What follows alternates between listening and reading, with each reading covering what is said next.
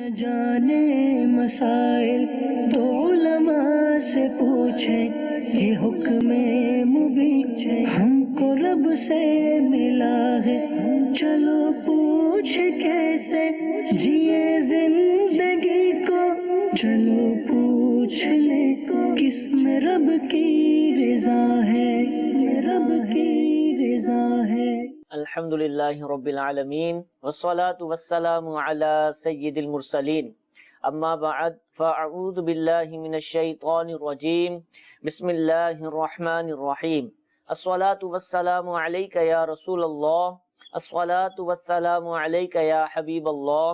الصلاة والسلام علیک یا نبی اللہ، وعلی آلک واصحابک یا نور اللہ۔ پیارے اور محترم اسلامی بھائیوں، دارالافتاح لسنت سلسلے کے ساتھ حاضر ہیں مفتی جمیل مدنی صاحب، ہمارے ساتھ تشریف فرمائے۔ درود پاک کی فضیلت سنتے ہیں۔ نبی کریم صلی اللہ تعالی علیہ وسلم کا فرمان عالی شان ہے، اے لوگو، بے شک بروز قیامت اس کی دہشتوں یعنی گھبراہٹوں اور حساب کتاب سے جلد نجات پانے والا شخص وہ ہوگا جس نے تم میں سے مجھ پر دنیا کے اندر بکثرت درود شریف پڑھے ہوں گے۔ صلو علی الحبیب صلی اللہ تعالی علی محمد صلی اللہ تعالی علیہ وسلم۔ حضور، بارش سے متعلق اس کی دعا سے متعلق بھی اب دو طرح کے لوگ پائے جاتے ہیں، خاص طور پر کراچی جیسے شہر کہ جہاں جب بارش بہت زیادہ ہو جاتی ہے نا تو پھر سسٹم آؤٹ ہو جاتا ہے، سیوریج کا نظام جہاں جہاں ٹھیک نہیں ہے تو وہاں پر پھر پانی جمع ہو جاتا ہے، نکاسی نہیں ہو پاتی، کئی دن پانی کھڑا رہتا ہے، یا پھر بیچارے جو غریب ہیں جن کے گھر وغیرہ اچھے نہیں بنے ہوئے تو وہ بھی پریشان ہو جاتے ہیں۔ اب ایسے لوگ جو ہے نا وہ دعا کرنے سے کتراتے ہیں، بلکہ یہ بھی سنا ہے کہ ایک بندہ دعا کرے اللہ کرے بارش ہو جائے اور دوسرا کہتے ہیں نہیں بھائی یہ نہیں کرو۔ تو اب یہ اس طرح کی دعا نہ کرنے کا ذہن رکھنا یا دعا سے روکنا، یہ کوئی اس کے حوالے سے شریعت کیا کہتی ہے؟ یہ درست عمل ہے؟ اور اگر درست نہیں ہے تو پھر کیسی دعا ہونی چاہیے کہ بارش بھی ہو جائے اور ان کے معاملات بھی خراب نہ ہو؟ الحمدللہ رب العالمین والصلاة والسلام علی سید الانبیاء والمرسلین۔ دیکھیں، دعا جو بارش کے حوالے سے ہے تو اگر غور کیا جائے تو بارش کی دعا اس موقع پر نبی کریم صلی اللہ تعالیٰ علیہ وآلہ وسلم نے کی ہے، جس کو ہم نماز استسقاء کے طور پہ ہمارے سامنے سرکار دو عالم صلی اللہ علیہ وسلم کا عمل ہے کہ جب قحط کی سی صورت بن جائے اور یعنی ندی نالے جو پانی کے ہوتے ہیں وہ خشک ہو جائیں، نہریں خشک ہو جائیں، اسی طریقے سے کنوؤں کے اندر پانی نیچے تہہ میں چلے جائے، تو پانی کی کمی کی وجہ سے جب آزمائش ہو جاتی ہے تو قحط کا خطرہ لاحق ہونے لگتا ہے یا قحط پڑ چکا ہوتا ہے پانی کے حوالے سے، تو اس موقع پر ایک نماز استسقاء کی نبی کریم صلی اللہ تعالیٰ علیہ وآلہ وسلم نے عمل کے ذریعے تعلیم ارشاد فرمائی ہے۔ تو دیکھا جائے تو یوں بارش کی ایک دعا کرنا ضرورت کے موقع پہ نبی کریم صلی اللہ تعالیٰ علیہ وسلم سے ثابت ہے۔ باقی رہا بارش کے ذریعے سے فوائد بھی ہیں، اور بظاہر جن کا جیسے آپ نے کچھ سوال کے اندر صورت بیان کی تو وہ ایک نقصان والا پہلو بعض لوگوں کو لگتا ہے کہ چھت ٹپکنے لگتی ہے، دیواریں کمزور ہوتی ہیں تو وہ گر جاتی ہیں، کسی کی فصل تباہ ہو جاتی ہے۔ تو دیکھیں، حکمتیں بارش کی کثرت یا کمی کی اللہ تبارک و تعالی ہی جانتا ہے، تو محض بارش ہی طلب کرنا اس کے بجائے جو نبی کریم صلی اللہ تعالیٰ علیہ وآلہ وسلم کی جو تعلیم ہمیں ملتی ہے کہ جب بارش ہوتی تو سرکار دو عالم صلی اللہ تعالیٰ علیہ وسلم دعا کرتے اللہم صیبا نافعا، تو یا اللہ خوب بارش ہو، نفع بخش ہو، سبحان اللہ، فائدہ۔ تو یوں ہمیں اللہ تبارک و تعالیٰ کی بارگاہ میں جو دعا کرنی ہے بارش کے حصول کے حوالے سے، تو بارش کے ساتھ ساتھ رحمت والی بارش، نفع بخش بارش، با برکت بارش، تو اس طرح اللہ تبارک و تعالیٰ کی بارگاہ میں دعا کریں تو انشاءاللہ ہماری دعا ہوں گی۔ یعنی بارش کی دعا سے روکنا یہ مناسب نہیں ہے، لیکن بارش کی دعا کریں اور ساتھ ساتھ نفع بخش بارش ہو، با برکت بارش ہو، رحمت والی بارش ہو، جس کی ابتدا درمیان انتہا سب خیر و عافیت والی ہو، تو اللہ تبارک و تعالیٰ کی بارگاہ میں جب دعا کریں گے اور صدقے دل سے دعا کی جائے گی، اور وہ اعمال کے جو بارش کی صورت میں رحمت نازل ہونے میں رکاوٹ بنتے ہیں، یعنی بدعمالیاں، گناہ وغیرہ، تو ان سے جب اجتناب کیا جائے گا تو انشاءاللہ رحمت والی بارشیں ہوں گی۔ تو اللہ تعالیٰ سے رحمت والی بارش کا سوال کرنا چاہیے۔ ٹھیک ہے۔ اچھا، ایک اور چیز ارشاد فرمائیے کہ بارش جب ہوتی ہے، جس طرح کہ دو طرح کے لوگ دعا کے حوالے سے، کہ کچھ تو بارش کی دعا کر رہے ہیں اور کچھ روک رہے ہیں یا اس کے حوالے سے انٹرسٹڈ نظر نہیں آتے، کوئی بھی وجہ ہے۔ اچھا، پھر بارش میں سفر کرنے والے بھی دو طرح کے لوگ ہیں، کہ بعض لوگ تو وہ ہیں کہ جو بہت احتیاط کرتے ہیں، اپنے لیے بھی احتیاط کرتے ہیں کہ زیادہ تیز رفتاری گاڑی کی، بائک کی وہ ہمارے لیے نقصان دہ ہے، اور دوسروں کے لیے بھی احتیاط کرتے ہیں کہ کہیں ہمارے گزرنے کی وجہ سے کسی پر پانی کے چھینٹے نہ پڑ جائیں یا کچھ ایسے معاملات نہ ہو جائے جس سے نقصان ہو۔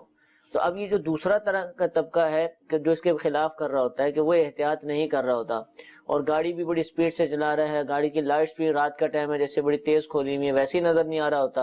اور گزرتا ہے تو اس کو کوئی احساس نہیں ہے کہ بھئی میرے گاڑی کے ٹائر پڑنے سے جو پانی پڑے گا اس بیچارے کا کیا نقصان ہوگا، وہ کہیں جا رہا ہے کسی مجلس میں، کہیں اسکول میں، کالج میں، مدرسے میں، کسی محفل میں، اس کے کپڑے خراب ہو جائیں گے، نماز پڑھنے جا رہا ہے۔ تو اس طرح کے جو لوگ ہیں ان کے حوالے سے بھی کچھ آپ ارشاد فرمائیں کہ ایک مسلمان کا طرز عمل کیا ہونا چاہیے۔ آپ کی گاڑی ہے، آپ کی گاڑی کے 4 ٹائر ہیں، اس بیچارے کے پاس گاڑی نہیں ہے، تو اب کیا آپ جو مرضی چاہیں کریں گورنمنٹ کی روڈ کے اوپر، یا آپ کے لیے بھی کوئی احکامات ہیں، کوئی شرعی حکم بھی آپ کے لیے ہے؟ دیکھیں ثاقب بھائی، مسلمان کی جو تعریف ہے اس تعریف پہ اگر ہم غور کریں تو جو نبی کریم صلی اللہ تعالیٰ علیہ وسلم کی مبارک زبانی صحابہ اکرام علیہم رضوان نے سنی اور صحابہ نے ہم مسلمانوں تک پہنچائی، المسلم من سلیم المسلمون من لسانہ و یدہ، کہ مسلمان وہ ہے جس کی زبان سے اور جس کے ہاتھ سے دیگر مسلمان محفوظ رہیں۔ ٹھیک، مسلمان کا جو لفظ ہے نا مسلم، اس کا معنی ہی سلامتی دینے والا ہے۔ سبحان اللہ۔ ہمارا دین دین اسلام ہے، اس دین اسلام میں سلامتی ہی سلامتی ہے،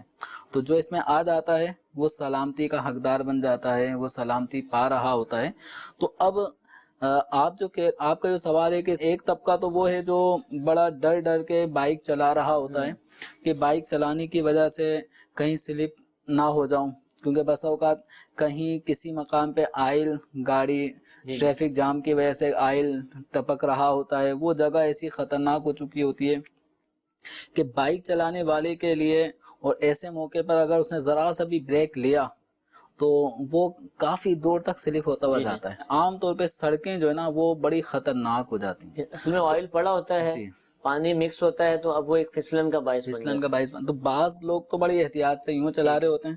یعنی دھیرے دھیرے جس کو کہیں، اور بعض لوگوں کو تو ایسا انجوائمنٹ مل رہا ہوتا ہے، یعنی بارش میں کے بجائے نارمل موسم میں اگر بائک چلا رہے ہوتے ہیں، جو من چلا طبقہ ہے، تو اس کے مقابلے میں جب وہ بائک بارشی موسم میں چلا رہے ہوتے ہیں بڑے خوشی اندر سے، مطلب ایک خوشی ہوتی ہے اس کا اظہار، پھر یہ باہر یہ ہو رہا ہوتا ہے کہ بالکل تیز اسپیڈ میں چلا رہے ہوتے ہیں اور دوستوں کی ایک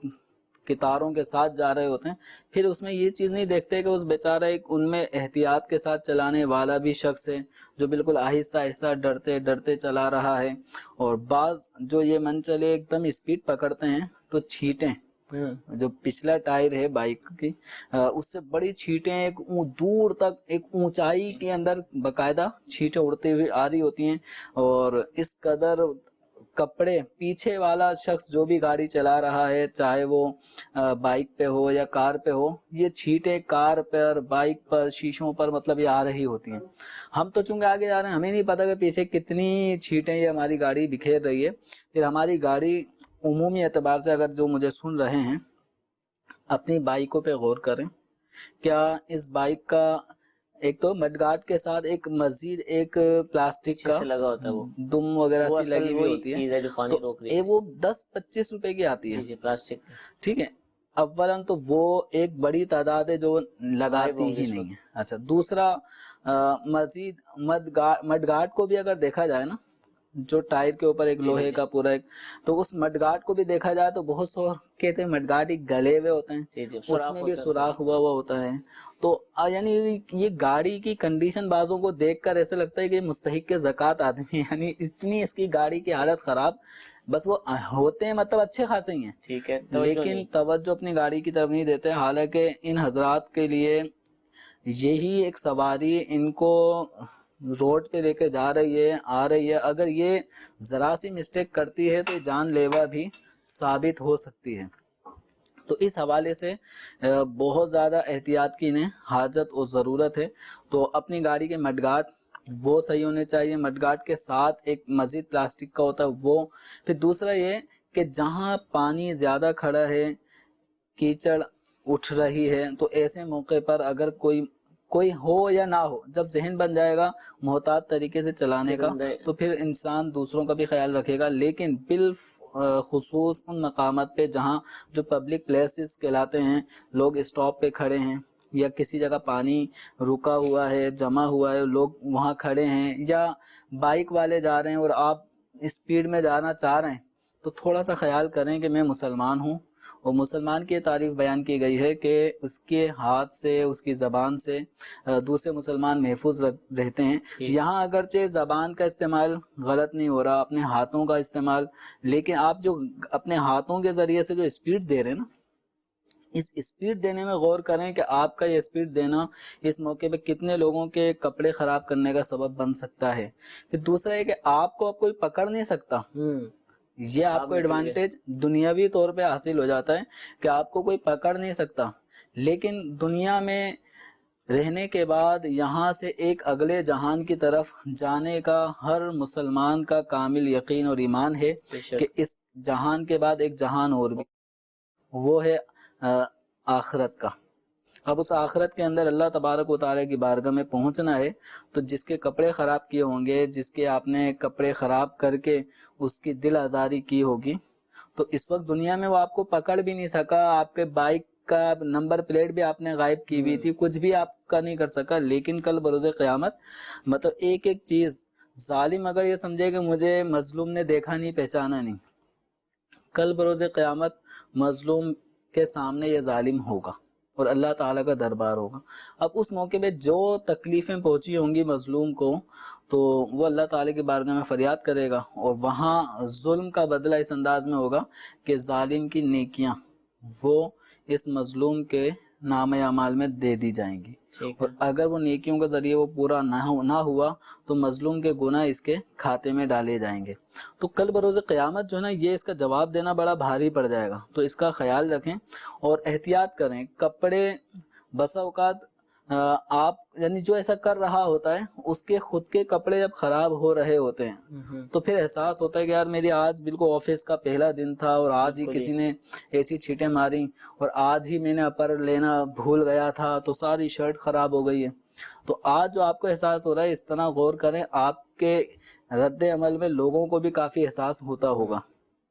تو گاڑی کو ایسے مواقع پر سیلو، اس میں آپ کی اپنی جان کا بھی خطرہ سے آپ بچیں گے، اور دوسرا ہے کہ دوسرے لوگوں پر جو ایک کپڑے خراب کر کے ان کی دل آزاری کا سبب بنے. اب کسی بھی شخص کی آفس جانے کی یہ کنڈیشن کہ اس کے سارے کپڑوں پہ نشان، اور روڈ کے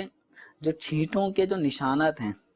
میرے خیال میں ڈرائی کلینر کے ذریعے بھی آپ دھلوا لینا، نہیں جاتے وہ نشانات کیچڑ والے نہیں جاتے. ٹھیک ہے. اور اچھا خاصا اگر کسی کا پہلی دفعہ پہنا ہوا سوٹ ہوگا اور اس کے 1500-2000 کا سوٹ ہو، پھر سلائی اس نے دی ہو 3000 تک کا وہ پڑا ہو، اور اس میں یہ چیزیں ہو جائیں تو اس کے دل سے دعائیں تو نہیں نکلیں گی، بد دعائیں ضرور نکلیں گی، ساتھ ساتھ گالیاں.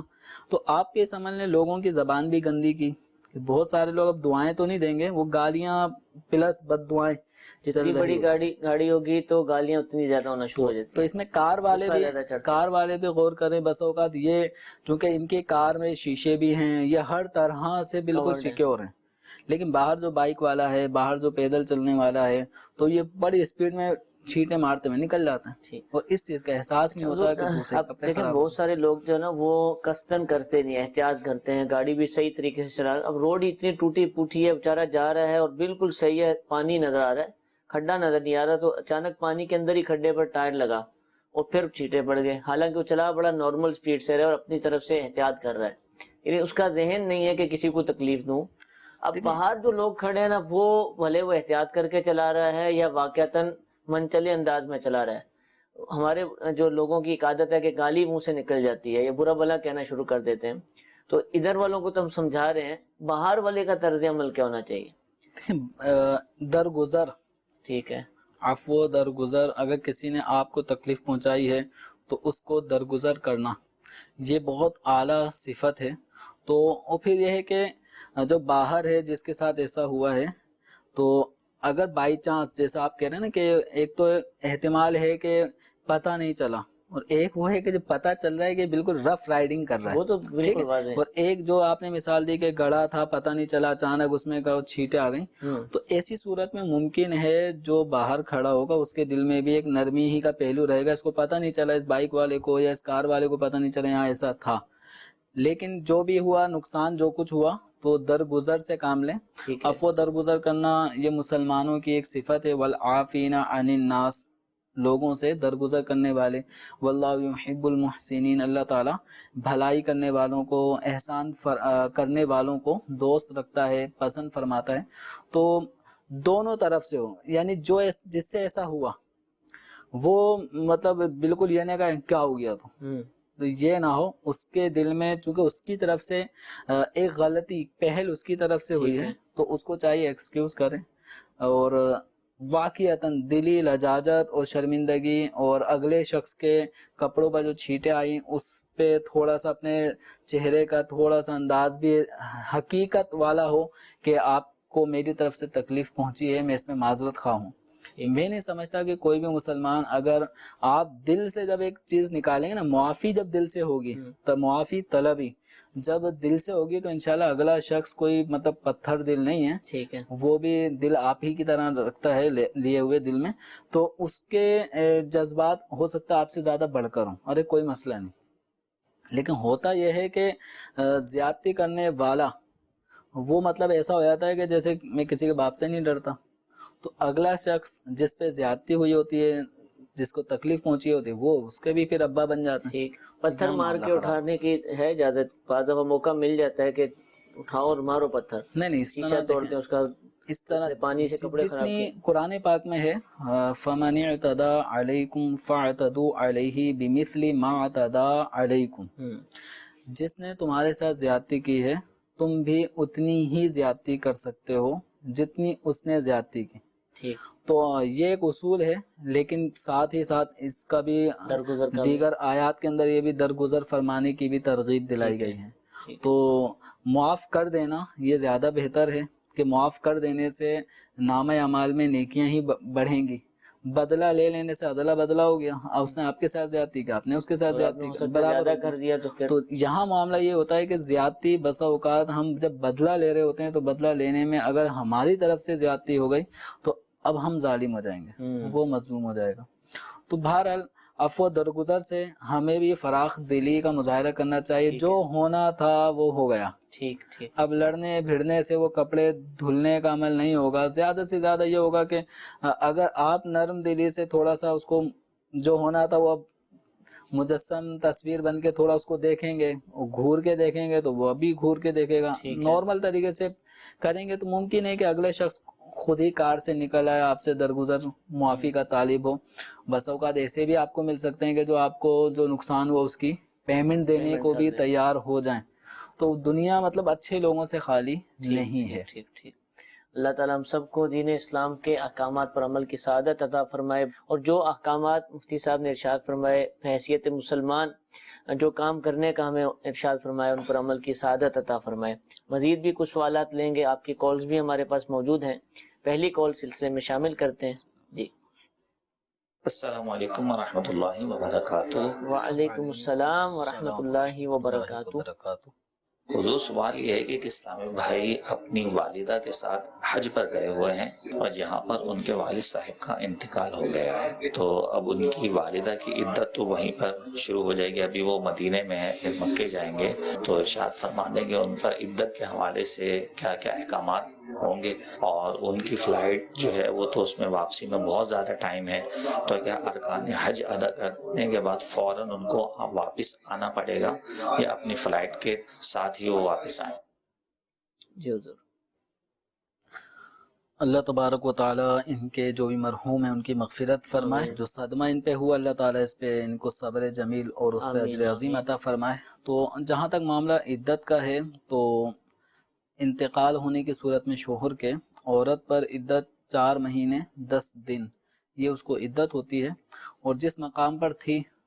تو وہاں پر وہ عدت کے ایام پورے کرے۔ اب مدینہ منورہ میں جتنے دن رکنا ہے تو اب یہ کہیں کہ نہیں میں یہیں پہ ساری عدت پوری، ان کے لیے دشوار ہو جائے گا، تو مدینہ منورہ سے بھی مکہ مکرمہ آنا پڑے گا۔ تو جہاں جہاں مطلب مکہ مکرمہ میں آ گئے تو یہاں پہ عدت کے ایام، تو یعنی بلا ضرورت جو عورت گھر سے باہر نہیں نکل سکتی دوران عدت، تو یہ ان کو پابندی کرنی ہوگی۔ تو یعنی جب حج وغیرہ ہو جائے، حج کرنے کے بعد پھر جب یہ شیڈول ہو، اگر جلد آنا ممکن ہو تو وہ، ورنہ عدت کے احکام یہی ہیں کہ جہاں پر ہیں وہیں پر عدت کی پابندیاں ان کو اس پہ عمل کرنا ہوگا۔ تو نارمل اب یہ ہے کہ آسان نہیں ہوتا، تو حج کے جو بھی ایام ہیں اور حج سے پہلے کے حج کے بعد کے ان ایام کو پورا کرنے کے بعد پھر یہ اپنے جو شیڈول کے مطابق واپسی ہوگی اس واپسی پر یہ آ کر بقیہ ایام عدت پوری کریں۔ پہلے آنا ان پر لازم؟ پہلے آنا لازم نہیں ہے، ٹھیک ہے، یعنی جہاں ہیں عدت کے ایام وہیں پورے کریں۔ تو اچھا، یہ عبادات کے حوالے سے جو حج تو کرنے جائیں گی یا یہ گھر کا ہوٹل میں ہی رہیں گی؟ حج کے مناسک تو ادا کریں گی؟ اب اس میں بعض علماء نے اس کا یہ کہا ہے کہ جب ایسی عورت حج پہ پہنچ چکی ہے اور حج کا بس اوقات احرام بھی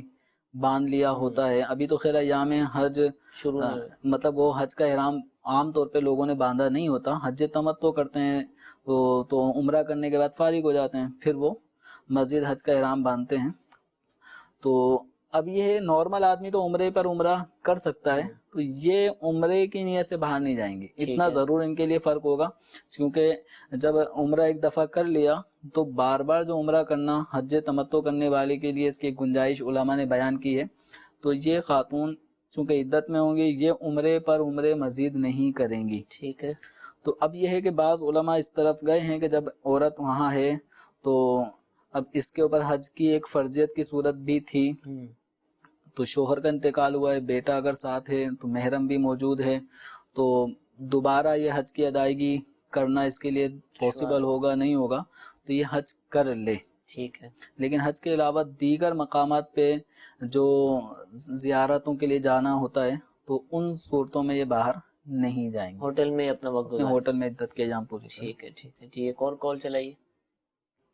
دارالفتا میں مفتی صاحب سے میرا یہ سوال ہے کہ آپ سے یہ بات جاننی ہے کہ کئی جگہ پر بارش وغیرہ نہیں ہوتی لیکن آسمان ایسا بن جاتا ہے جو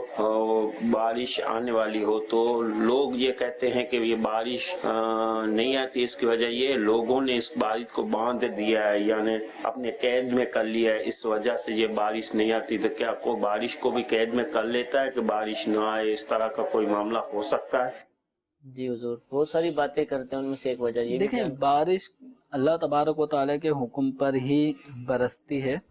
حکم الہی جب تک نہیں ہوگا تو ایک قطرہ آب، پانی کا ایک قطرہ بھی اوپر سے نہیں گرے گا،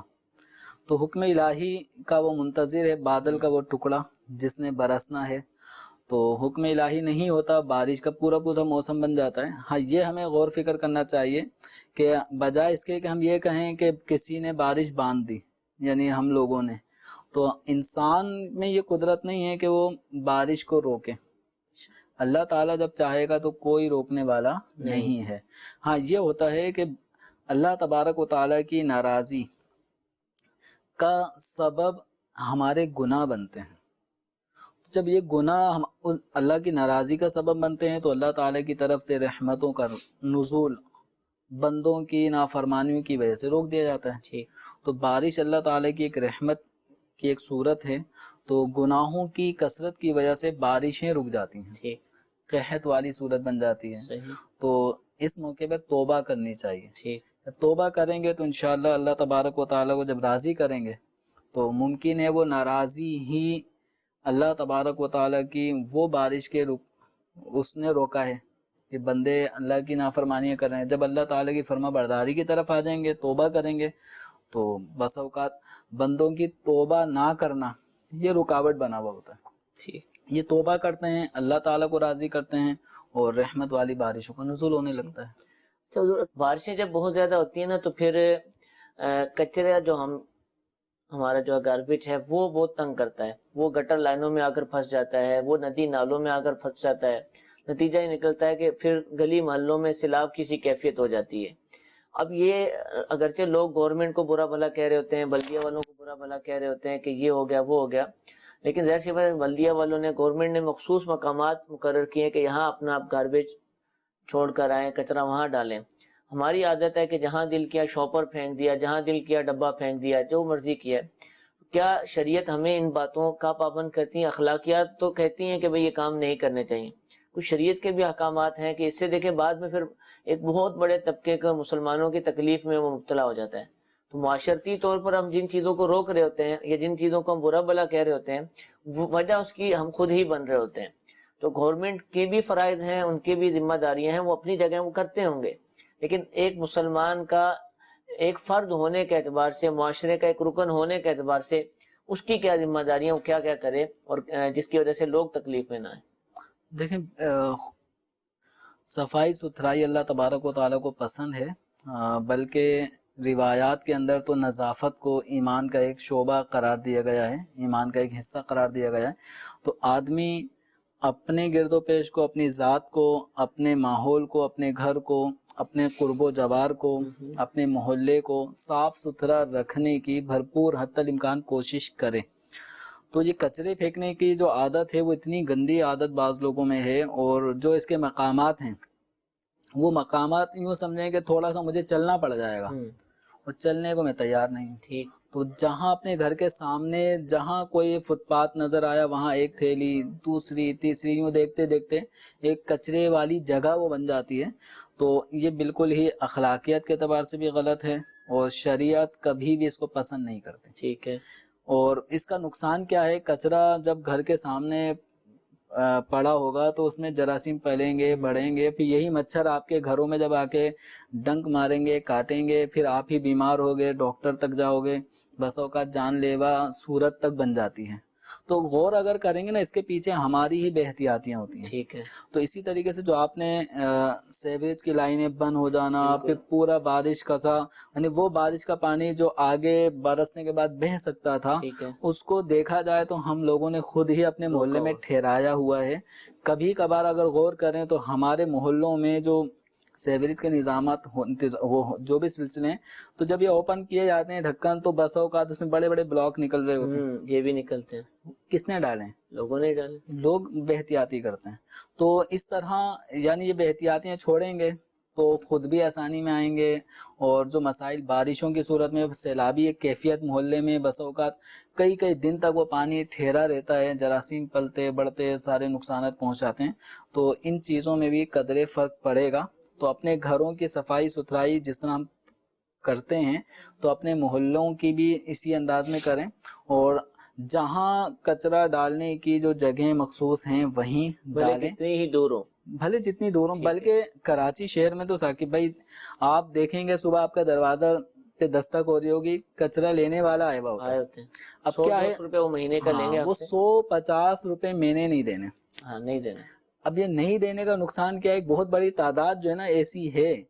جنہوں نے کچرا اٹھانے والوں سے مماری کر کے وہ کچرا اٹھاتے ہی نہیں. تو نتیجہ نکلتا ہے کہ ایک یہ بائک پہ جا رہا ہوتا ہے نا, ایک ہینڈل میں ٹفن لٹکا ہوتا ہے, دوسرے میں کچرے کی تھیلی, جاتے ہوئے یوں اڑاتا ہوا جا رہا ہوتا ہے. یہ منظر اپنی آنکھوں سے مدد کئیوں نے دیکھا ہوگا, ناظرین جو ہیں انہوں نے بھی شاید ایسے حرکت کی ہو تو ان کو ہنسی آ رہی ہوگی کہ ایسا کرتے ہیں کہ جاتے جاتے کچرے کی تھیلی اڑاتے ہیں. تو ایک ہی آتا ہے, یہ تھوڑی کہ 3-4 آ رہے ہوں گے, وہ ایک سے کٹی کر لی ہے, اس سے لڑائی ہو رہی ہے, ہوتا ہی نہیں ہے.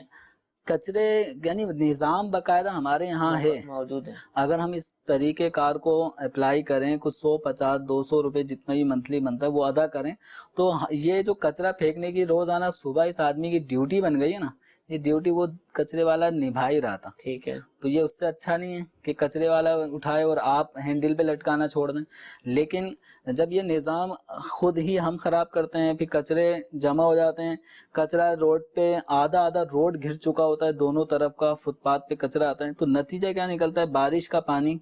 وہ یہ کچرے کی تھیلیاں جا کے بلاک کر دیتی ہیں لائنوں کو. تو اس لیے اس کے ذمہ دار دیکھا جائے تو ایک بہت بڑی ہماری اپنی جو آبادی کے افراد ہیں ان کی بے احتیاطیاں اس کا سبب بنتی ہیں. پھر یہ ساری کچرے جا کے جب بڑے بڑے ندی نالوں تک پہنچتے ہیں تو ان کا بھی سارا منہ جام کر دیتے ہیں. پریشانیاں مطلب یہ خود ہم اپنے ہاتھوں کی کمائی ہے. ٹھیک ہے. تو اگر سارے ہی مسلمان صفائی ستھرائی کا باقاعدہ خیال رکھنا شروع کر دیں گے تو انشاءاللہ یہ بارش جو برسنے کے بعد لوگ کہتے ہیں کراچی میں بارش نہیں ہونی چاہیے یا کراچی بارش کا متحمل نہیں ہے، تو کراچی کے بہت سارے علاقے ایسے ہیں جن میں بارش ہوتی ہے بعد میں پتہ بھی نہیں چلتا پانی کہاں گیا، اور بہت سارے علاقے ایسے ہیں جن میں بارش کا اثر 10 دن 20 دن تک رہتا ہے. وہ نہ ہونے کی دعائیں کرتے تو وجہ وہی ہے کہ رہن سہن کا فرق، ٹھیک ہے، مزاج کا فرق ہے. اللہ تعالیٰ ہم سب کو اپنے گھروں کی اپنے محلوں کی صفائی ستھرائی کا اہتمام کرنے کی توفیق عطا فرمائے. اچھا یہ تو ہے کہ ایک تکلیف ہوئی نا، بعض دفعہ ایسا ہوتا ہے جیسے آپ نے بلاک کی مثال دی، پتھر ہیں وہ کٹر لائن میں سیوری لائن میں پھینک دیے، اس طرح کی اور ایسی چیزیں پھینکی کہ جس سے کوئی چیز ڈیمیج ہوگی، نقصان ہو گیا، اس پہ پیسے لگیں گے، خرچہ آئے گا، اور وہ چیز بنی تھی مسلمانوں کے ٹیکس سے، ٹیکس جو لوگوں سے گورنمنٹ نے لیا تھا وہی اس پر لگایا اور مل جل کر یہ سب کی طرف سے ہوا تھا. کسی ایک شخص کی بے احتیاطی کی وجہ سے وہ نقصان ہو گیا، بھلے اس نے رات کے اندھیرے میں کیا، کب کیا، وہ چیز توڑ دی، تو کیا یہ گناہ گار ہوگا یا بولے گا بھائی گورنمنٹ کی چیزیں ہیں، ہم اس میں کیا مسئلہ، کوئی مسئلہ نہیں، ہمارے پیسوں سے تو بنا ہے، تو کیا سارے پیسے اس نے دیے ہوئے ہیں؟ کیا حکم ہوگا؟ اپنے ہی پیسوں سے بنا ہو تو اپنے ہی پیسوں سے بنی ہوئی چیز کو میں بلا وجہ توڑ دوں، اس کی کہاں شریعت نے اجازت دی؟ ٹھیک ہے. تو پھر دوسرا ہے کہ اس میں تو ٹیکس پتہ چلا اس آدمی کا ٹیکس لگا ہی نہیں ہے اس چیز میں، دیگر ٹیکسوں سے یہ چیز بنی ہے. تو اس لیے کسی بھی چیز کو توڑنا یعنی نقصان پہنچانا، اسی طریقے سے بنے بنائے روڈ کو توڑ دینا، اس کے بعد اپنے من پسند طریقے سے لائن ادھر سے ادھر لے لینا، راتوں رات یہ سب چیزیں چھپا دینا، ٹھیک ہے. تو مطلب یہ اس کی قانونی طور پہ بھی اجازت نہیں ہے، اور شرعی حوالے سے بھی بسا اوقات ہمارے یہ تصرفات لوگوں کی ایذا کا باعث بنتے ہیں، اس بنا پہ یوں شرعاً بھی ناجائز ہو جائیں گے. اور قانون کے وہ معاملات جن کی شریعت مطہرہ نے ان کی تائید کی، یعنی شریعت بھی اس کا نفی نہیں کی، اور اس کو توڑنے میں آدمی مطلب ذلت پر پیش ہوتا ہو یا اس کو قانون شکنی کی صورت میں بچنے کے لیے رشوت دینا پڑتی ہو، تو ایسی قانون شکنی بھی شرعاً ناجائز ہو جاتی ہے، قانون توڑنا بھی ناجائز ہو جائے گا، آدمی گناہ گار ہوگا. ٹھیک ہے. اللہ تعالیٰ ہم سب کو قانون جو شریعت کے مطابق ہے اس پر عمل کی سعادت عطا فرمائے، مسلمانوں کے حقوق کی پاسداری عطا فرمائے. کچھ میسیجز لیتے ہیں پھر مزید کال بھی لیں گے. سوال یہ پوچھا جا رہا ہے کہ کیا سنتیں غیر مؤکدہ کی جگہ قضا نمازیں پڑھ سکتے ہیں؟ سنت غیر مؤکدہ جو عصر سے پہلے کی 4 سنتیں ہیں، اسی نہ عشاء سے پہلے کی 4 سنتیں ہیں، یہ غیر مؤکدہ ہوتی ہیں، تو ان کے بجائے قضاء عمری پڑھنا یہ زیادہ بہتر ہے کہ قضاء عمری میں آپ فرائض ادا کر رہے ہوتے ہیں تو کوشش یہ کریں کہ زیادہ سے زیادہ وقت جو ہے نا وہ قضاء عمری کے لیے نکالیں، روزانہ کی بنیاد پر نکالیں، تاکہ کئی سالوں کی جو لوگوں کے ذمہ نمازیں چڑھی ہیں وہ جب ادا کرنے کا ذہن بنائیں گے تو ہی ادا ہوں گی. ٹھیک ہے. اب آپ کا جب موڈ ہوا کہ اب پڑھ لیں گے تو اس ٹائم پڑھ لیں گے، تو کنٹینیو اگر نہیں ہوگا نا تو یہ قضاء عمری سال ہر سال کی نمازیں ذمے پہ برقرار رہتی ہیں. تو کوشش کریں، اور سنت غیر مؤکدہ نوافل وغیرہ جو نمازوں کے ساتھ اٹیچ ہیں ان کی جگہ قضاء عمری کا باقاعدہ اہتمام کر لیں گے تو ممکن ہے ایک دن میں 2 3 دن کی قضاء عمری ادا ہوتی رہے. الگ سے ٹائم بھی نکال لیں،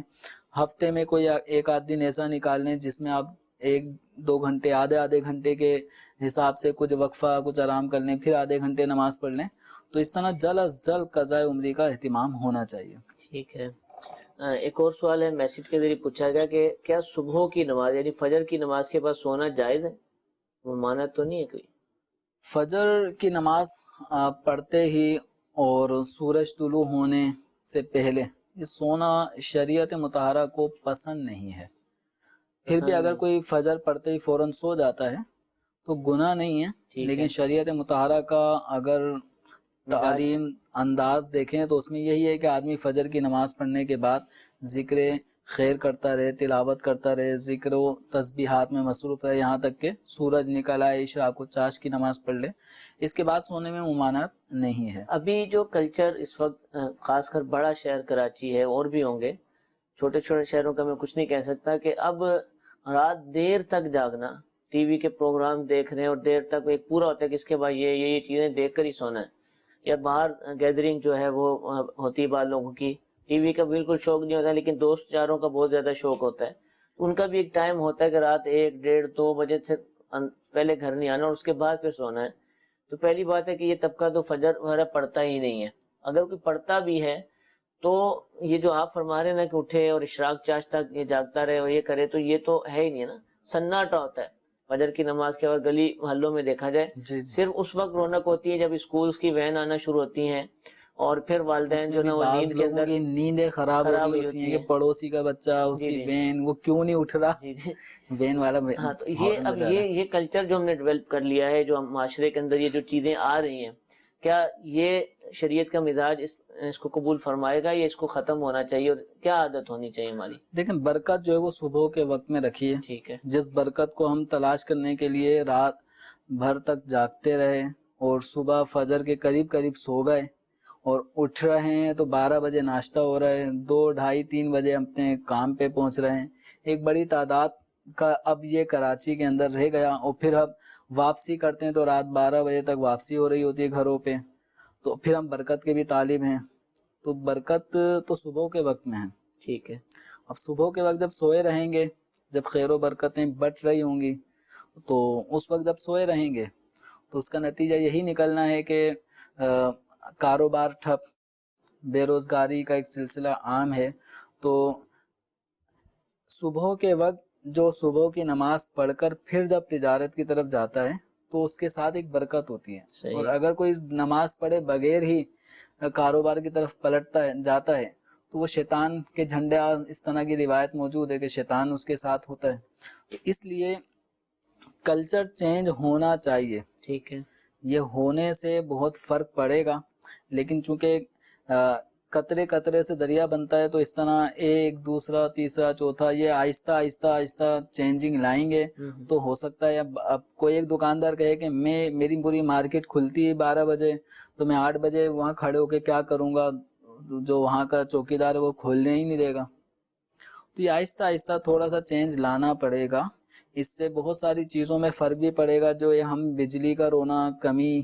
کا رونا روتے ہیں، تو چونکہ ہم نے دن کا اکثر حصہ تو سوتے ہوئے گزار دیا ہے، جب ہم کاروبار کے لیے جاتے ہیں تو ایسا لگتا ہے کہ ہمیں لائٹ چاہیے، تو دن کی روشنی جو سن لائٹ ہے اس کو تو ہم تقریباً ضائع کر چکے ہوتے ہیں، لیکن بہت سارے ممالک کے اندر اب بھی ایسا ہوگا کہ لائٹ سیونگ ٹینک جو ہوتا ہے بالکل کہ پیچھے لے جاتے ہیں، آگے لے تو جاتے ہیں، اس کا یہ فائدہ ایک گھنٹہ بجلی 1 بچانا چاہتے ہیں، گھنٹے کی سورج کی لائٹ آپ کے کئی بلبوں کو جلنے سے روک لیتی ہے نا۔ ٹھیک ہے، اب ہمارے یہ سورج نکلا، آدھا دن اسے چڑھ گیا، یہ ساری روشنی جو آدھے دن کی تھی سورج کی وہ تو ہم نے فائدہ ہی نہیں اٹھایا نا، ٹھیک ہے، اور جب سورج ڈوب گیا، ڈوبنے کے بعد بھی ہمیں روشنی چاہیے، بہت ساری چیزوں میں انشاءاللہ فرق پڑے گا، بجلی کی قلت پہ بھی انشاءاللہ فرق پڑے گا، اگر ہمارا یہ تاجر طبقہ اگر سارا کا سارا اگر ٹائم چینج کرنے لگے تو عوام کا مزاج بھی خود بخود چینج ہوگا۔ کچھ چیز صبح ایسی لازم کر لیں کہ جس کی وجہ سے آپ کو انڈرسٹوڈ ہے کہ رات جلدی سونا ہے۔ ثاقب ایک دارالفتہ میں ایک کال آئی تھی جس کے اندر بڑا حیران بھی ہوا تھا میں، شاید وہ پنجاب کے کسی شہر کا تھا، جوتوں کی مارکیٹ صبح یعنی تہجد کے وقت میں، تہجد کے وقت میں وہ کوئی مارکیٹ کا بتا رہے تھے کہ اس مارکیٹ میں ہمارا جو ہے نا وہ کھل جاتی ہے اور ظہر میں بالکل بند ہو جاتی ہے۔ اچھا، وہ بناتے ہوں گے شاید، وہ نہیں پوچھا، مارکیٹ ہوگی، لوگ خریدنے آتے ہیں یا جو کچھ بھی ہے، وہ مارکیٹ کا بتا رہے تھے کہ ہماری مارکیٹ میں یعنی فجر سے پہلے ہی ایسی رونق ہو جاتی ہے، اور اس کے بعد 1 بجے ظہر کے بعد ایسا ہوتا ہے جیسے رات ہو گئی ہے، یعنی وہ کاروبار ختم۔ ٹھیک ہے، تو ایک برکت والا وقت میں انہوں نے سارا اپنے سیٹ اپ کو لیا ہوا ہے۔ اب پنجاب کا ایک شہر ہے، وہاں ایک گورنمنٹ کا ادارہ ہے اور ایک بہت بڑی صنعت ہے، وہاں پر جو نا وہ 7 بجے آن ہو جاتی ہے وہ ڈیوٹی، سردی ہو گرمی ہو 7 بجے اس نے آن ہونا ہے، تو وہاں لوگ ماشاءاللہ بڑے پڑھے لکھے سب ہے، لیکن چونکہ صبح 7 بجے جانا ہے تو جو مرضی ہو رات کو پھر جلدی سونے کی عادت ہے لوگوں کی، اسکول اپنے ٹائم پر لگ رہے ہیں، تو اگر یہ چیزیں جب ہو جائیں گی کہ وقت پر صبح کوئی ایکٹیویٹی رکھ دی جائے کہ اتنے بجے یہ کام ہونا ہے، تو نتیجہ یہ نکلے گا کہ رات کو بھی جو ہے پھر بندہ جلدی سونے کی کوشش کرے گا, پھر فجر بھی ملے گی. جو 7 بجے جس نے اٹھنا ہے تو وہ پھر ظاہر سی بات ہے جلدی اٹھے گا, فجر کی نماز بھی پڑھے گا. اور اگر کوئی ایکٹیویٹی ہی نہیں ایسی, صبح جانا ہی 12 بجے ہے, 1 بجے ہے, ظہر کے بعد ہے, کئی لوگ تو ایسے ہوتے ہیں نا کہ ان کو ٹینشن نہیں, آفس جب مرضی چلے جائیں, تو پھر وہ رات کو جلدی کیسے سو سکتے ہیں؟ ایسے میں دیکھیں ذہن تھوڑا بنے, سب سے بنیادی چیز ہے نماز فجر میں اٹھنا. ٹھیک ہے, کم از کم چلیں آپ کا کاروبار جب بھی ہو, آپ کی اپنی مرضی ہے, آپ کی اپنی دکان ہے یا اپنی کمپنی ہے, آپ جب بھی جاتے ہیں, لیکن کچھ بھی کر لیں, نماز جو فجر کا وقت ہے اس ٹائم شروع ہوتا ہے اور اس ٹائم ختم ہوتا ہے, اس کو ہم آگے پیچھے نہیں کر سکتے.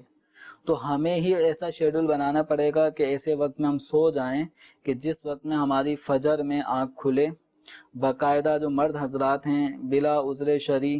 کوئی عذر نہ ہو تو جماعت ان کی کبھی فوت نہ ہو, ٹھیک, تو اس اہتمام کے ساتھ سویا کریں. اور پھر اٹھنے کے حوالے سے الارم وغیرہ یا کسی ایسے شخص کو جو اٹھا سکتا ہو اس کی ڈیوٹی لگا دیں. خود بھی سوتے وقت اگر ایک کم سے کم آدمی نیت بھی کر لے نا, تو ایک سب سے بہترین الارم تو یہی ہوتا ہے صحیح ہے کہ آپ کو اٹھنا کس ٹائم ہے, اس چیز کی آپ پکی نیت کر کے سوئیں گے تو قدرتی طور پہ اللہ تعالیٰ کی طرف سے ہر ایک مدد آتی ہے اور آدمی اٹھنے کی صورت بن جاتی ہے. اب بھی کسی وقت پر اٹھتے ہیں تو اس کی نیت کی ہوتی ہے نا, بالکل اٹھ جاتے ہیں بھلے وہ دیر کا ہوتا ہے, تھوڑا جلدی کی نیت تو کر فجر کو انشاءاللہ جب ہم اپنی لائف میں پورا باقاعدہ شیڈول میں شامل کر لیں گے تو اس سے انشاءاللہ ہماری زندگی میں فرق آئے گا. انشاءاللہ. اس وقت نماز پڑھنے کی طرف سب آ جائیں گے, جب نماز پڑھیں گے تو بہت سارا ایک طبقہ ایسا ہے فجر کے بعد پھر مجھے نیند نہیں آتی, صحیح, تو انشاءاللہ جب جلدی سوئے گا, فجر میں اٹھے گا, بعد میں سونے کی ذہن بھی نہیں بنے گا تو خود ہی کام پہ جانے کا ذہن بنے گا, اور جو کچھ ہوگا. اللہ تعالی ہم سب کو نماز فجر اور تمام نمازیں با جماعت تکبیر اولیٰ کے ساتھ پڑھنے کی توفیق عطا فرمائے. آمین آمین. جی کال چلا دیجیے. ہمارا سوال یہ ہے, ہم حج افراد کر رہے ہیں اور طواف قدوم نہیں کیے, 8 ذی الحج کے دن سیدھا مینا چلے گئے, اور جس دن 10 ذی الحج کو جب واپس طواف زیارت کرنے آئیں گے پہلی بار, تو اس ٹائم میں صفا مروہ بھی کرنا چاہیے؟ جی حضور. دیکھیں طواف قدوم جو ہے نا یہ حج افراد کرنے والے کے لیے سنت ہے. ٹھیک ہے, تو اگر کسی نے طواف قدوم نہیں کیا تو سنت اس کی مس ہو گئی ہے. تو اب یہ حج کا جو بھی پروسیس شروع ہو چکا ہوتا ہے 8 ذی الحجہ کی صورت میں, 8 9 10 11 12 13, تو اب یہ جب طواف زیارت کرنے کے لیے جب آئیں گے تو اس میں چونکہ طواف زیارت کے بعد سعی بھی کرنی ہوتی ہے, اور سعی میں ہی یہ صفا مروہ کے معاملات ہوتے ہیں. تو اب ان کو سعی بھی کرنی ہوگی صفا مروہ کے مابین جو ہوتی ہے. تو ایک نارمل ایک ایڈوانٹیج یہ ہوتا ہے کہ جو طواف حج افراد کرنے والا ہے یا کوئی بھی, اگر وہ حج کے بعد سعی پہلے کرنا چاہے تو اس کی ایک صورت علماء نے یہ بیان کی ہے کہ وہ کسی یعنی احرام کی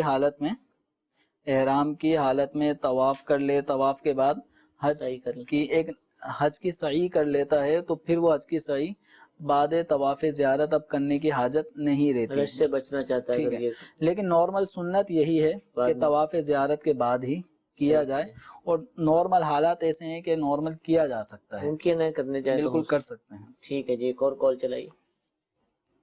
میں رامل پنڈی پنڈورا سے نیم دوتی بات کر رہا ہوں. مجھے صرف ایک سوال یہ کرنا تھا کہ کیا ہم جو پالتو بلیاں ہوتی ہیں یا کوئی بھی بلی ہو تو کیا ہم اس کو پاؤں میں جوتے سمیت پاؤں سے ہم پیار کر سکتے ہیں؟ کیونکہ صبح میں نے ایک بلی کو پیار کیا جوتے سمیت, اپنا جوتا پھیرا اس کے اوپر, تو ساتھ کہنے لگے کہ شریعت نے اس کے بارے میں منع کیا, یہ گناہ ہوتا ہے. جی جوتا پھیرا. دیکھیں جانور جیسے اب بلی ہے تو بلی کو شفقت دینا یہ اس میں کوئی حرج نہیں ہے. ٹھیک, پیار کرنا جس کو کہتے ہیں, ہاتھ پھیرنا, وہ اب قدموں سے لپٹ جاتی ہے, مس کرتی ہے جسم کو, تو اس میں کوئی حرج نہیں ہے. اب جیسے جوتا پہن کے اگر کر لیا تو اس میں کوئی گناہ کی بات نہیں ہے. تو جن صاحب نے ان کو کہا ہے کہ ایسا کرنا گناہ ہے تو اس میں کوئی گناہ کی بات نہیں ہے, اور جو کام گناہ نہ ہو اس کو گناہ کہنا یہ گویا شرعی حکم بیان کرنے والی بات ہے, اور اپنے طور پہ اٹکل سے یعنی بغیر کسی دلیل کے کسی چیز کو گناہ قرار دے دینا یہ ایک ناجائز عمل ہے. تو جس نے ایسا کیا ہے ان کو توبہ کرنی چاہیے اللہ تعالیٰ کی بارگاہ میں, ایسا عمل گناہ نہیں ہے. اب یہ ہے کہ جوتے کا استعمال چپل ہو یا جوتا جو بھی بلی کے اوپر پھیرا ہے تو بسا اوقات بلیاں ہی خود اپنے جسم کو کسی کے پاؤں یا کسی کی چپل وغیرہ سے مس کرتی ہیں. اب بلی سے پوچھ لیں کہ اس کو وہ حیثیت تو ایک ہوئی الگ یا چیز ہے، نہیں ہوئی. لیکن ایک آدمی جوتے پاؤں کو گھما رہا ہے اس کے اوپر نا، دیکھنے میں لگتا ہے اس کو ہاتھ پھیرنا چاہیے تھا یا اپنا ڈائریکٹ پاؤں لگا دیتے، ایک جوتا لگا رہا ہے تو یہ ایک یعنی عقلی گناہ، طور پر اس کو اچھا اس کو ہاں نہیں تو لگا وہ ایک تو الگ اس میں صورت فتویٰ ہے، دے دیا. لیکن یہ کوئی گناہ کی بات ٹھیک نہیں ہے. ہے. لیکن جوتا پھیرنے سے یا چپل پاؤں میں وہی پھیر دی، یہ دیکھ لیں کہ جانور کو اذیت نہ ہو. ٹھیک ہے. کہ اذیت کسی بھی جانور کو اگر ہوتی ہے تو بلا وجہ شرعی کسی کو اذیت پہنچانا اگرچہ جانور کو یہ جائز نہیں ہے، پھر گناہ کا کام کرا پھر وہ ایک گناہ کی صورت بنے گی. لیکن نارمل طریقے سے اگر چپل پھیری ہے اور کوئی وزن بھی نہیں ڈالا اور بلی کو اس طرح کرنے سے کوئی اذیت بھی نہیں ہوئی تو اس کو گناہ نہیں کہہ سکتے. ٹھیک ہے جی کال چلائی. امام صاحب چوتھی رکعت کے لیے نہ کھڑے ہوئے، تیسری رکعت پہ ہی دونوں سلام پھیر لیے اور پھر پیچھے سے کسی نے لقمہ دیا تو امام صاحب چوتھی رکعت کے لیے پھر کھڑے ہو گئے، سجدہ صاحب کیا، تو کیا ایسی صورت میں نماز درست ہو گئی؟ جی حضور. امام صاحب نے سلام دونوں پھیر دیے تیسری رکعت میں، جبکہ ان کو 4 رکعتیں پڑھنی تھیں، تو جب تک انہوں نے کوئی منافی نماز کام نہیں کیا، مثلاً 2 سلام پھیرنے کے بعد پھر منہ سے نکلا یہ کیا ہو گیا، تو یہ کیا ہو گیا کہنے سے نماز ٹوٹ جائے گی. اگر انہوں نے کوئی گفتگو نہیں کی اور جیسے ہی دونوں سلام پھیر لیے پھر کسی نے لقمہ دیا پھر یہ کھڑے ہو گئے اور سجدہ سہو کر کے نماز انہوں نے پڑھی ہے تو نماز درست ہو جائے گی. ٹھیک ہے جی. جی ایک اور کال چلائیے. مفتی صاحب کے بارے میں عرض ہے کہ موبائل کو ری پیک کرنا کیسا؟ مارکیٹ میں یوں ہوتا ہے موبائل 1 یا 2 دن 3 دن چلا ہوا ہوتا ہے، اب اس کو اسی حالت میں بیچیں گے تو وہ کم پیسوں میں بکے گا، اس کو دوبارہ ڈبے میں پیک کر کے اوپر کبھی نئے سرے سے چڑھا دیتے ہیں، کسٹمر کو لگتا ہے کہ نیا ہی ہے، تحقیقت وہ 2 سے 3 دن یوز ہوتا ہے، پھر وہ نئے کی قیمت میں پھر بک جاتا ہے، دکاندار کو زیادہ پیسے بچ جاتے ہیں. تو اب کیا اس کو ری پیک کرنا یہ دھوکہ آئے گا اور اس کا ڈبے سے کھل جانا، موبائل کا ڈبے سے باہر آ جانا، کیا یہ بھی ایپ شمار کیا جائے گا؟ جی حضور. دیکھیں اس میں کسی آدمی نے جب موبائل ڈبے سے نکال لیا تو نارملی 500,000 روپے اس کی، یعنی 10,000 والا بھی موبائل ہوگا تو اس میں 500 روپے کٹ جائیں گے. اگر وہ بیچنا چاہے گا تو وہ 10,000 کا لیا تو 10 کا نہیں بکے گا، وہ 9.5 کا جائے گا. اور اگر 50-60 ہزار والا موبائل تھا تو اس میں 2-3 ہزار روپے ممکن ہے ٹوٹ جائیں. اب یہ ڈبے سے نکل جانا بظاہر موبائل میں تو کوئی ایپ نہیں آیا ہوتا، بھائی ایک آدمی کو پسند نہیں آیا، عام طور پہ یہی ہوتا ہے کہ پسند نہیں آتا تو اس کو چینج کر دیتا ہے، بیچ دیتا ہے. تو موبائل میں تو کوئی ایپ یوں نہیں آتا، لیکن جب اس کو واپس لیتے ہیں تو 500,000 روپے کم میں مطلب لیتے ہیں اور دوبارہ خریدتے ہیں. تو اب اسی کو دوبارہ ری پیک کر کے بیچنا یہ ایک دھوکے والی صورت ہے. جبکہ کوئی چیز چلی ہوئی ہے تو چلنے کی صورت میں موبائل کی ایک ٹائمنگ کہیں نہ کہیں فنکشن ایسا شو ہوتا ہے جو بتا رہا ہوتا ہے کہ موبائل اتنا چلا ہوا ہے، اتنے گھنٹے چلا ہوا ہے. عام طور پر نارمل یوزر وہ اس تک نہیں پہنچ پاتا، لیکن جو موبائل کے ہی جو خرید و فروخت کرنے والے ہوتے ہیں وہ عام طور پہ موبائل کو سب سے پہلے یہی چیک کرتے ہیں کہ کتنے گھنٹے چلا ہوا ہے، کتنے دن چلا ہوا ہے، اس کے حساب سے پھر وہ ریٹ لگاتے ہیں. تو اب یہ ایک چیز جو کھلا ہوا موبائل تھا اس کو یہ کہنا کہ یہ کھلا ہوا نہیں ہے، یہ تو ایک جھوٹ ہے اور ایک دھوکہ ہے. اگر کسٹمر کو پتہ چل جائے کہ یہ کھلا ہوا موبائل تھا تو نارمل کسٹمر پھر اتنے ریٹ پہ نہیں خریدے گا. کسٹمر کو پتہ ہے کہ 10,000 میں اس نے بیچا، اس کو دوبارہ 9,000 میں مل گیا، اب میں 10,000 کیوں دوں؟ ٹھیک ہے. اب میں اگر بعد میں کسی کو بیچوں گا تو خریدنے والا پھر وہ ٹائمنگ چیک کرے گا، وہ کہے گا یہ تو بھائی اتنا چلا ہوا ہے، تو اس کے ریٹ ٹوٹیں گے. تو اس حوالے سے یہ دھوکے کی ایک صورت ہے، اس سے بچنا ضروری ہے. ٹھیک ہے جی. اچھا حضور ایک میسیج آیا، کہہ رہے ہیں کہ ہمارے گھر کا شیڈول ایسا ہے کہ رات کو 2 بج جاتے ہیں کہیں سے فارغ ہونے کے بعد، کام وغیرہ ہوتا ہے یا کچھ بھی، ہم فجر پڑھ کر سوتے ہیں، سورج پورا طلوع نہیں ہونے تک نہیں جاگ سکتے، کیا کریں ہم لوگ؟ لیکن گناہ نہیں ہے. اب یہ تو پہلے ہی جواب کے اندر کہہ دیا تھا کہ فجر پڑھتے ہی آپ سو جائیں وہ گناہ کی بات نہیں ہے، لیکن پسند نہیں ہے، ٹھیک ہے۔ شریعت کے مزاج کو یہ بات پسند نہیں ہے کہ صبح کا وقت جو برکت والا ہے اس وقت میں آدمی سو جائے۔ سونا چاہے تو سو بھی سکتا سونا چاہے سو سکتا ہے، اگر کوئی سو رہا ہے تو گناہ کا کام نہیں کر رہا، فجر وقت کے اندر ادا کرنا ہے اس کے لیے بھی ضروری ہے۔ ٹھیک ہے۔ یہ سوالات انشاءاللہ دوبارہ بھی ہم کریں گے، لیکن ابھی بھی آیا ہوا ہے تو پوچھ لیتا ہوں کہ قربانی کی جگہ اگر کسی بیوہ کی ہیلپ کر دی جائے تو کیا ثواب ملے گا؟ کیونکہ لوگ کہتے ہیں کہ سب سے بڑی قربانی انسانیت کی خدمت کرنا ہے۔ اچھا کام ہے بیوہ کی خدمت کرنا؟ دیکھیں، بیواؤں کی خدمت کرنا ایک جدا گانا ایک نیکی ہے۔ قربانی سنت ابراہیمی کی تکمیل میں جو قربانی ہے، یہ بیوہ کو جو بھی آپ امداد کریں گے، اس کی جو نیکی ہے وہ قربانی کی نیکی کے قائم مقام نہیں ہو سکی۔ ٹھیک ہے۔ ہر چیز کا ایک الگ ایک طریقہ کار ہوتا ہے۔ اب ہم یہ نہیں کر سکتے نا کہ نماز کا ہے تو ہم نماز چھوڑ دیں، نماز کے بجائے کسی غریب کی مدد کر دیں، کہ اللہ تعالیٰ کو تو حاجت ہی نہیں ہے، وہ ہماری عبادت کا محتاج ہی نہیں ہے، تو اس کی عبادت نہ بھی کریں گے اس کا نقصان نہیں ہے، تو کسی غریب کو میں مدد کر دیتا ہوں، پیسے دے دیتا ہوں۔ اور نمازوں سے سبکدوشی نہیں ہو سکے گی، وہ پڑھنے سے ہی ہوگی۔ تو جو قربانی اللہ تبارک و تعالیٰ نے صاحب نصاب پر لازم کی ہے، تو صاحب نصاب شخص قربانی کرے گا۔ اور بیوہ کی جہاں تک مدد کا معاملہ ہے، تو بیوہ کی مدد کرنا یا غریب مستحق کی مدد کرنا وہ ایک جدا گانا نیکی ہے۔ تو اس نیکی سے قربانی نے منع نہیں کیا کہ آپ قربانی کریں گے کسی بیوہ کی، کسی غریب کی مدد نہیں کریں گے۔ آپ کو اللہ تعالیٰ نے دیا ہے، آپ قربانی بھی کریں، بیواؤں کی، غریبوں کی، ناداروں کی مدد بھی کریں۔ اور یہ حقیقت ہے کہ جو اللہ تبارک و تعالیٰ کے حقوق کی ادائیگی کر رہا ہوتا ہے، اس کے دل میں اللہ تعالیٰ بندوں کے حقوق کی ادائیگی کا جذبہ پیدا کر دیتا ہے۔ اور ایسے ہی لوگ آپ دیکھیں گے وہ غریبوں کی، مستحق، نادار، اپاہج، مفلوج قسم کے لوگوں کی مدد بھی کر رہے ہوتے ہیں۔ یہ جو اعتراضات کرنے والا طبقہ ہے نا، یہ خاص انہی دنوں میں، یعنی جسے برساتی مینڈک کہا جاتا ہے، تو عام طور پہ ہماری قربانی کا مرحلہ آ جائے یا اس طرح کے ایونٹ جہاں جہاں حج کا جیسا آتا ہے، تو وہاں پہ بھی آئے گا کہ حج کے لاکھوں روپے خرچ ہوتے ہیں، تو کسی غریب کی شادی ہو جاتی، کسی غریب کے جہیز کا سامان ہو جاتا، شادیوں میں جو لاکھوں کروڑوں خرچ ہوتے ہیں وہ دوسری شادی میں نہیں لگ سکتے، وہ نہیں لگا، وہ وہاں جتنے مرضی لگا دیں۔ وہ بھائی کروڑوں تک بھی بعض شادیاں پہنچ چکی ہوتی ہیں۔ بعض ہال، اس ہال کی قیمت بھی 10 لاکھ، یعنی جو ایک غریب آدمی اپنے بچی کی تقریب کے لیے ایک شادی ہال کرتا ہے یا چھوٹا سا لون کرتا ہے، وہ بھی 20-25 ہزار ہوتے ہیں۔ بعض لوگوں کے شادی ہالوں کا خرچہ 10-10 15-15 لاکھ روپے صرف ہال بک کرانے کا رینٹ وہ جا رہا ہوتا ہے، اس میں کھانا پینا تو الگ ہے۔ ٹھیک ہے۔ تو وہاں کسی غریب کی شادی، کسی غریب کا چولہا، کسی بے روزگار کی کوئی ریڑھی لگوا دیتے، کسی اپاہج کی مدد کر دیتے، کسی بیمار کا ایک دوا کا بندوبست کر دیتے، کسی کا آپریشن ہونا ہے اس میں مدد کر دیتے۔ وہاں کچھ چیزیں نظر نہیں آئیں گی،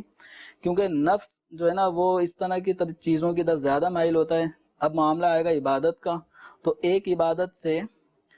مطلب بچا کر دوسری کی طرف لائے گا، اور اکثر ہوتا یہ ہے کہ وہ اس عبادت سے بھی گئے، اس سے بھی گئے۔ صحیح ہے۔ تو جب شریعت کو فالو کریں گے تو شریعت ہی آپ کو کہے گی کہ جب آپ اللہ تبارک و تعالیٰ کے حقوق ادا کر رہے ہیں، تو اب یہ حقوق دیگر اعتبار سے جو بیوہ کی مدد ہے، تو زکوٰۃ آپ پہ لازم کی تو ہے نا۔ ٹھیک ہے، پورا سال ہی زکوٰۃ کے ذریعے سے غریبوں کی مدد کی جاتی ہے۔ اسی طریقے سے قربانی کا جو گوشت ہے، اس گوشت کے اندر بھی تو 3 حصے رکھے جاتے ہیں، اس میں ایک حصہ غربا کے لیے ہے، تو ان غربا کی امداد ہو رہی ہوتی ہے۔ تو یہ جو سلسلہ ہے کہ غریبوں کی مدد، تو غریبوں کی مدد کرنے کے لیے یہ قربانی کو مطلب ایسا سمجھتے ہیں کہ یہ قربانی ایک رکاوٹ ہے،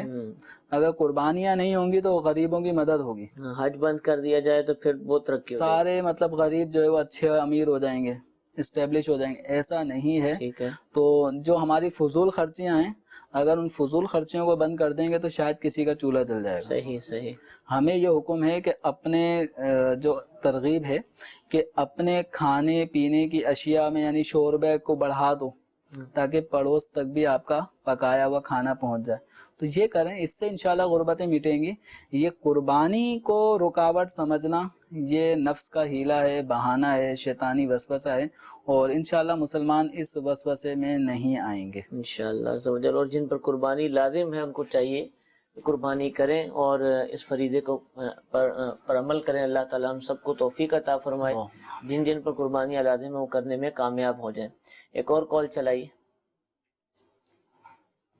دارالفتہ اہل سنت میں میرا سوال یہ ہے کہ کسی کو زکوٰۃ کی کمیٹی کا مسئلہ معلوم نہیں تھا, اس کو بعد میں معلوم ہوا, تو پہلے تو اس نے ایسا کر دیا کہ اس کو جب کمیٹی ملی اور پھر اس نے جو ہے نا تاریخ نوٹ کر لی کا جب دوسرا سال آیا تو اس نے اس وقت اس کمیٹی کی زکوٰۃ ادا کر دی, تو اب اس پر کیا کرے؟ اس کو مسئلہ بعد میں معلوم ہوا. دیکھیں زکوٰۃ کے حوالے سے جو نصاب طے ہے کہ اتنی اماؤنٹ جب ہو جائے تو نصاب بن جاتا ہے, تو یہ اماؤنٹ ضروری نہیں ہے کہ وہ BC میں جمع کرائی ہوئی رقم ہی کے ذریعے ہوگا. آپ کے پاس الگ سے اضافی رقم گھر میں موجود ہے, پرائز بونڈ گھر میں رکھے ہیں, سونا ہے یا چاندی ہے, تو جو نصاب بن جائے گا اس نصاب کے بننے کے بعد سال جب پورا ہو جائے گا تو حاجت اصلیہ سے زائد, قرض وغیرہ سے فارغ, اب بھی وہ مال نصاب کے برابر یا زائد ہے تو پھر زکوٰۃ کی صورت بنے گی. تو اب ان کا جو یہ معاملہ تھا پتہ نہیں تھا, پھر بعد میں پتہ چلا, تو دیکھیں شرعی احکامات سے آگاہی یہ ایک مسلمان کے لیے ضروری ہے. جب آپ ایک پیسے کو سیکیور کر رہے ہیں, جمع کر رہے ہیں, تو اس کا مطلب یہ ہے کہ قطرے قطرے سے جب دریا بنے گا تو آپ کی رقم بھی آہستہ آہستہ بڑھتی جائے گی, اور ایک وقت ایسا آ سکتا ہے کہ آپ صاحب نصاب ہوں گے اور زکوٰۃ کی صورت بنے گی. تو یہ احکامات تو سیکھنا ضروری تھے. اگر کسی نے نہیں سیکھے اور زکوٰۃ فرض ہونے کی صورت بن گئی اور تاخیر ہو گئی تو زکوٰۃ کی ادائیگی میں تاخیر کرنا خود ایک گناہ کا کام. اسی طرح علم دین ضروری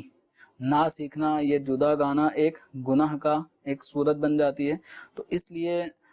شرعی احکامات سیکھنا بھی ضروری ہے. پھر دوسرا یہ کہ زکوٰۃ کے حوالے سے ہو سکتا ہے یہ اصل اپنے معاملات کو جج نہ کر پائیں کہ کب مجھ پر زکوٰۃ لازم ہوئی اور کب کتنی زکوٰۃ دینا مجھ کو ہوگی. تو اس کے لیے دارالفتہ اہل سنت سے ضرور رابطہ کریں, رجوع کریں, یا آپ کے اپنے شہر میں جو مستند سنی صحیح العقیدہ مستند مفتی صاحب ہیں جو فقہی مسائل بیان کرتے ہیں ان سے رجوع کریں, وہ انشاءاللہ آپ کو اس کا بہترین جواب دیں گے انشاءاللہ. اللہ تعالیٰ ہم سب کو جن جن پر قربانیاں لازم ہیں ان کو قربانی کرنے کی توفیق عطا فرمائے. اس حوالے سے جو بھی شریعت کے احکام لاگو ہوتے ہیں ان کو سیکھنے کی بھی توفیق عطا فرمائے اور ان پر عمل کرنے کی بھی سعادت عطا فرمائے. آمین بجاہ النبی الامین. صلو علی الحبیب صلی اللہ تعالی علی محمد صلی اللہ تعالی علیہ وسلم. نہ جانے مسائل تو علماء سے پوچھیں, یہ حکم مبین ہم کو رب سے ملا ہے, چلو پوچھ کیسے جیے